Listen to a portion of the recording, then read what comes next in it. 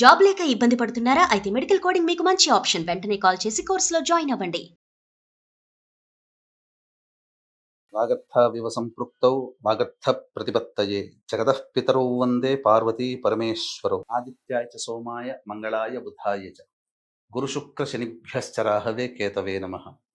శృంగేరి జగద్గురు పీఠాధిపతులకి, కంచి పీఠాధిపతులకి నమస్కారములు తెలియచేసుకుంటూ కార్యక్రమాన్ని ప్రారంభిద్దాం.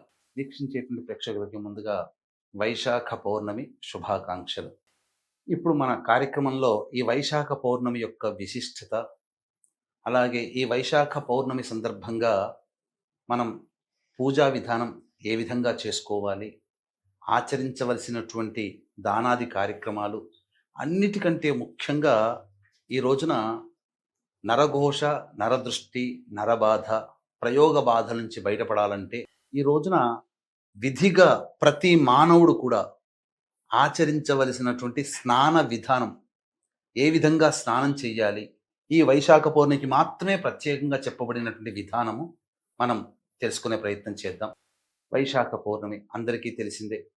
ముఖ్యంగా కార్తీక పౌర్ణమి శివ సంబంధంగా ఎంత ప్రాముఖ్యత కలిగి ఉందో అంతే విధంగా వైశాఖ పౌర్ణమి విష్ణు సంబంధముగా ప్రాముఖ్యత కలిగినటువంటిది.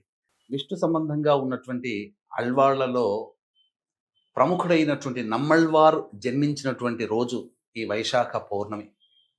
అంతేకాకుండా విష్ణువుకి సంబంధించినటువంటి అవతారాలలో కూర్మ అవతారం, అనగా క్షీరసాగర మథనానికి బేస్గా ఉన్నటువంటి కూర్మము అవతార స్వరూపము ఈ రోజున జన్మించింది. ఇంతకు ముందు రోజున వైశాఖ శుద్ధ చతుర్దశి నరసింహస్వామి అవతార స్వరూపమైతే, ఈ వైశాఖ పౌర్ణమి మరుసటి రోజున, అనగా చతుర్దశి మరుసటి రోజు వచ్చే వైశాఖ పౌర్ణమి కూర్మ అవతారము. అందుకనే మనకు శ్రీకాకుళం జిల్లాలో ఉన్నటువంటి శ్రీకూర్మంలో ఈ రోజున విశేషంగా పూజాది కార్యక్రమాలు జరపబడతాయి. అంతేకాకుండా ఎక్కడ విష్ణు సంబంధమైనటువంటి దేవాలయాలు ఉన్నా ఆ విష్ణు సంబంధముగా ఈ రోజున విశేషమైనటువంటి కళ్యాణాలు, స్వామివారికి పూజాది కార్యక్రమాలు జరపబడతాయి. అన్నిటికంటే ప్రధానంగా సింహాచల క్షేత్రంలో ఈరోజు స్వామివారి కళ్యాణం జరపబడుతుంది. ఇక మనకందరికీ తెలిసిందే, 27వ తారీఖు ఏప్రిల్ 27వ తారీఖు రోజున వచ్చినటువంటి ఏకాదశి, మోహిని ఏకాదశి అని అంటాం. ఆ రోజున అన్నవర క్షేత్రంలో స్వామివారికి విశేషంగా కళ్యాణాలు, స్వామివారికి విశేష పూజలు జరిగాయి. ఆ రోజున జరుపుకోలేనటువంటి వాళ్ళకి ఈ వైశాఖ పౌర్ణమి సందర్భంగా తప్పకుండా సత్యనారాయణ స్వామి వ్రతాన్ని ఆచరించమని శాస్త్రం. కాబట్టి సత్యదేవుని కళ్యాణం ఈ రోజున కూడా జరిపించుకోవచ్చు. విధిగా సత్యనారాయణ స్వామి వ్రతాన్ని కూడా ఆచరించినట్లయితే విష్ణు యొక్క అనుగ్రహం కలుగుతుంది. ఈ రోజున ప్రధానంగా విష్ణువుని, లక్ష్మీ సమేతుడైనటువంటి విష్ణు విగ్రహానికి కానీ చిత్రపటానికి కానీ తులసీమాల వేసి లక్ష్మీ అష్టోత్తరము, అలాగే విష్ణు సహస్రనామ పారాయణం చేసి పంచోపచార విధానంగా లేదా షోడశోపచార విధానంగా పూజ జరిపి స్వామివారి అష్టోత్తరముతో అర్చన చేసి చక్కగా అభిషేకము జరిపించి నైవేద్యముగా ఆవు పాలు, దానిమ్మ పండ్లు నైవేద్యంగా పెట్టి, అవకాశం ఉంటే ఆ రోజంతా కూడాను ఉపవాసం ఉండవచ్చు. అంతేకాకుండా బుద్ధుడు జన్మించిన రోజు కూడా ఇది. ఈ వైశాఖ పౌర్ణమికి సందర్భంగా మరొక ప్రాముఖ్యత ఉందండి.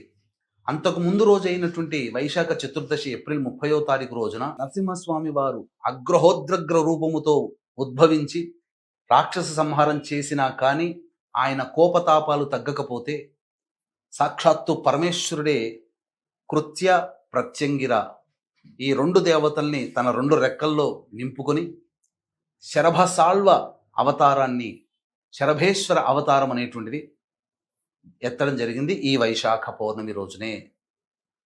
కాబట్టి ఇది చాలా మహిమాన్వితమైనటువంటి రోజు అని చెప్పడంలో ఏమాత్రం సందేహం లేదు. ఇక ఈ రోజున చేయవలసినటువంటి దానాల గురించి మీకు తెలియచేస్తాను. ముఖ్యంగా ఈ రోజున చేయవలసినటువంటి దానాలలో ఉదక కుంభదానము, రాగి కలశములో కానీ లేదా మట్టి పాత్రలో కానీ శుద్ధమైన నీరును నింపి అందులో పచ్చకర్పూరము, జాజికాయ, జాపత్రి, ఇలాచి, కుంకుమ పువ్వు ఇవన్నీ వేసి పుష్పములు, 2 పుష్పములు వేసి, అలాగే ఈ ఉదక కుంభదానముతో సహా చెప్పులు, గొడుగు, వస్త్రము, మిఠాయిలు ఇవన్నీ కూడా, విసనకర్ర ఇవన్నీ కూడా బ్రాహ్మణుడికి దానం చేస్తే విశేషం. లేదా అవసరం ఉన్నటువంటి అనాథలకైనా అభ్యాగుతులకైనా ఈరోజు దానము చేయండి. అంతేకాకుండా విశేషంగా ఈ రోజున అన్నదానం చేస్తే గొప్ప ఫలితము. అలాగే నీటి దానం చేయండి. ఇంటి ముందరనైనా ఎక్కడైనా ప్రదేశంలో చలివేంద్రం ఏర్పాటు చేసి దారిన పోయే వ్యక్తులకు అందరికీ కూడాను నీటిని అందించండి. లేదు ఒక రూ. 100 మీ దగ్గర ఉన్నా లేదా రూ. 500 మీ దగ్గర ఉన్న ఆ యొక్క వాటర్ బాటిల్స్ వస్తాయి చిన్నవి. అవి వచ్చే పోయే వ్యక్తులకి ఎండ సమయంలో కనుక దాహార్తిని కనుక మీరు తీర్చినట్లయితే తప్పకుండా ఈరోజు చేసినటువంటి పుణ్యఫలము అనంతమైనటువంటి ఫలితం ఇచ్చి మీరు జన్మ జన్మల నుంచి చేసుకున్నటువంటి పాపకర్మ అంతా కూడా తొలగిపోతుందని చెప్పడంలో ఏమాత్రం సందేహం లేదు ఈ దాన కార్యక్రమాలు చేయడం ద్వారా. అయితే విశేషంగా ఈ రోజున స్నానం ఆచరించే విధానం గురించి మనం తెలియచేసుకుందాం.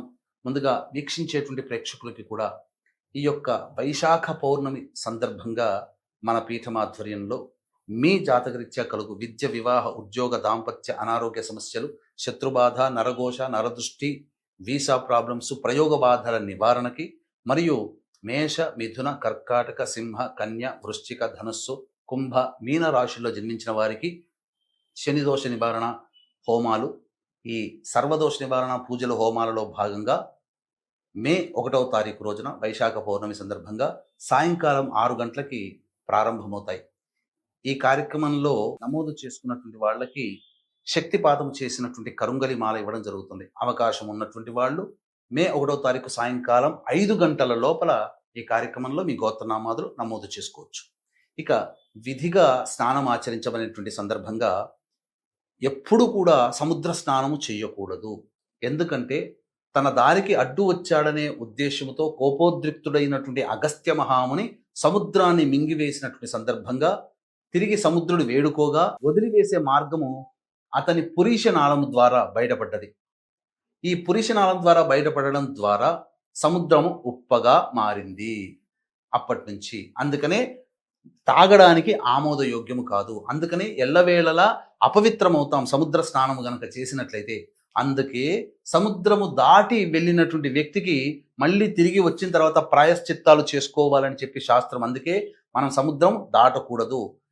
కానీ ఈ సముద్రుడు అపవిత్రుడైనటువంటి కారణం చేత వేడుకోగా కొన్ని ప్రత్యేకమైనటువంటి పర్వదినాలలో ఈ సముద్ర స్నానం ఆచరించడం చెప్పబడింది. అటువంటి పర్వదినాలలో మహిమాన్వితమైనటువంటిది వైశాఖ పౌర్ణమి. ఈ వైశాఖ పౌర్ణమి సందర్భంగా సముద్ర స్నానము విధిగా ఆచరించాలి.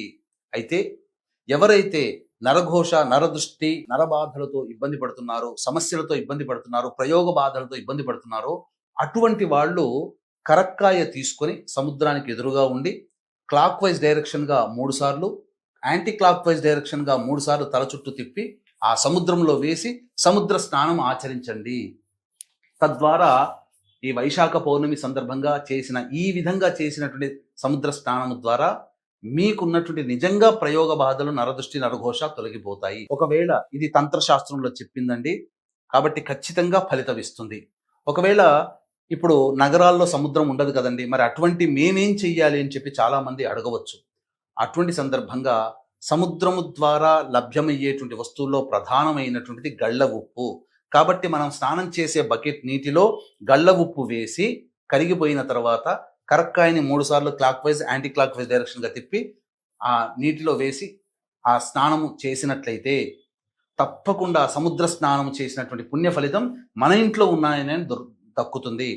ముఖ్యంగా ఆ సముద్రం విధానంగా సముద్రంలో కానీ లేదా ఇంట్లోనైనా చెప్పిన విధంగా స్నానం ఆచరించినటువంటి వాళ్ళు అగస్త్య మహామునిని మనసారా స్మరించుకుంటూ స్నానం ఆచరించండి. తప్పకుండా మీకు ఆ స్నాన ఫలితం దక్కుతుంది. అలాగే మహామహిమాన్వితమైనటువంటి వైశాఖ పౌర్ణమి సందర్భంగా ఈ సంబంధించినటువంటి మీ జాతకరీత్యా కలుగు అన్ని రకాల సమస్యల నివారణకి సర్వదోష నివారణ పూజల హోమాలు సాయంకాలం 6 గంటలకి ప్రారంభమవుతాయి. కాబట్టి మే 1వ తారీఖు సాయంకాలం 5 గంటల లోపల మీరు గోత్రనామాదులు నమోదు చేసుకోవచ్చు. ముఖ్యంగా కాలసర్పదోషముతో బాధపడేటువంటి వాళ్ళు ఈ వైశాఖ పౌర్ణమి సందర్భంగా లక్ష్మీ నరసింహస్వామి వారి కళ్యాణం జరిపించినట్లయితే తప్పకుండా సందర్భంగా ఉన్నటువంటి దోషాలన్నీ కూడా, కాలసర్ప దోషాలన్నీ కూడాను తొలగిపోతాయని చెప్పడంలో ఏమాత్రం సందేహం లేదు. ఈ విధంగా కార్యక్రమాన్ని అంతా కూడా ఆశాంతం విని ఈ మంచి రోజు ఉన్నటువంటి అవకాశాన్ని అందరూ వినియోగించుకొని దైవానుగ్రహానికి పాత్రలు కాగలుగుతారని నమ్ముతూ సర్వం శ్రీ ఉమామహేశ్వర పరబ్రహ్మార్పణమస్తు.